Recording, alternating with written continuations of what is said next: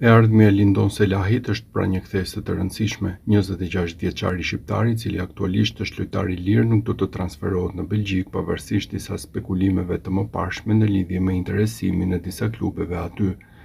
Burime pranë futbollistit konfirmojnë se ofertat më konkrete dhe të favorshme ekonomikisht i kanë ardhur nga Kroacia dhe Polonia, me këtë të fundit që ka dalë në avantazh.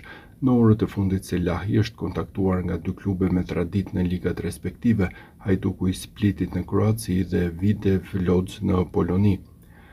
Në Poloni tek ekipi i Widzew Łódź, Selahi do të bëhej partner në mesfushë me një tjetër shqiptar. Julian Shehu, lojtari i kombëtares shqiptare, është pjesë e klubit polak, megjithëse ende nuk ka rinovuar kontratën që i mbaron më 30 qershor.